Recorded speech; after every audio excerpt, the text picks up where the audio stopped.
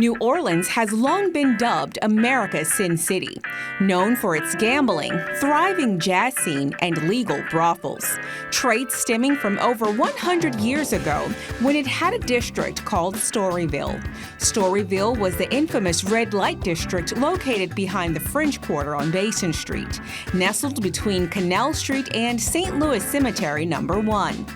It operated from 1897 until 1917 when the U.S. Navy forced its closure during World War I.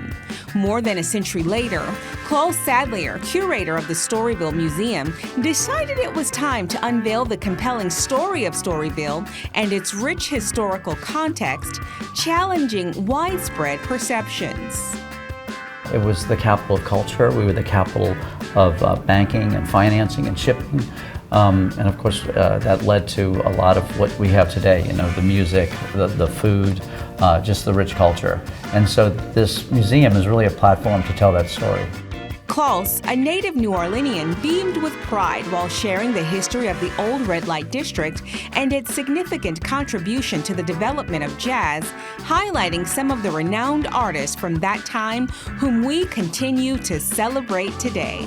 Storyville was actually right at the time jazz started. It was jazz had just maybe started a few years before Storyville came in existence, but what ended up happening is because there were 30 or more clubs and saloons, there was just this huge demand for artists and musicians. And these were the early jazz musicians, so they had a place that they could play every night. They needed 200, 300, 400 musicians. And a lot of people were coming to Storyville not necessarily to hear music, for other things, obviously. Yeah. So what ended up happening is all these musicians had this chance to sort of experiment, and really, that's how jazz got started. It was a very hot music, and it's a very experimentation, and it just allowed them to do this on a nightly basis. People like Louis Armstrong, when he was just a teenager at the time, but he used to deliver coal actually to some of the places in Storyville, and he would listen to the music and he got inspired to be a jazz musician. Jelly Roll Morton, who was one of the famous jazz musicians, he got his start actually playing piano in a brothel when he was 16, secretly. He told his parents he was working the night shift at the barrel making factory. Wow. Yeah, and he would sneak off and he'd play piano, and then he would take home basically the equivalent of like $500 a night as a 16-year-old kid. He then guided me through a tour of the museum, essentially a live history lesson about New Orleans. And what better way to start than at the very beginning, the origins of the Crescent City.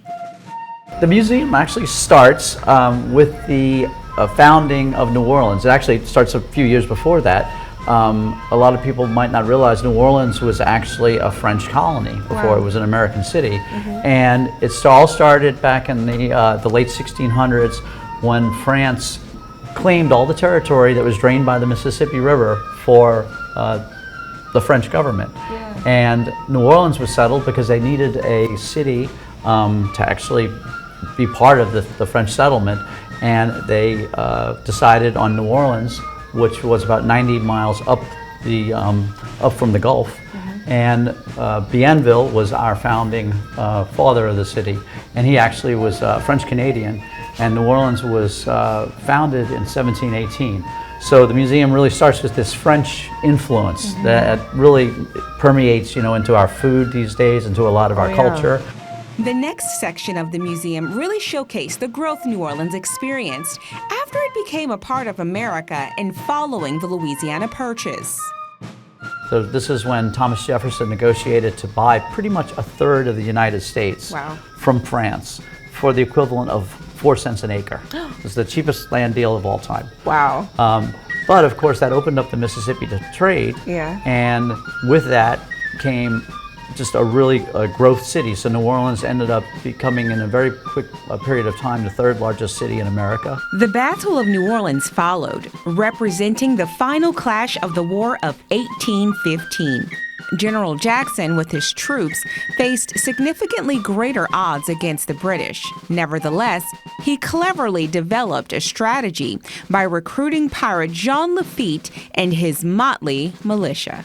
This alliance enabled them to defeat the British, who were unfamiliar with the local waterways. The British incurred more than 2,000 casualties, while American losses totaled only 71.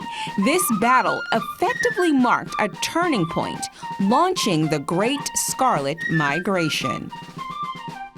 They would have women that would follow the soldiers, and they would cook for them. They would help them with their clothes. They would be nurses, and they would also be offered companionship for a price, of course.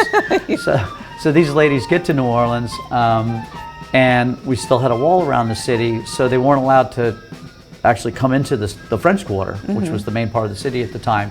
So with the help of Jackson and his troops, they actually created an encampment for them just on the other side of Basin Street, or Rampart Street, which ended up becoming Storyville 100 years later, completely ironically.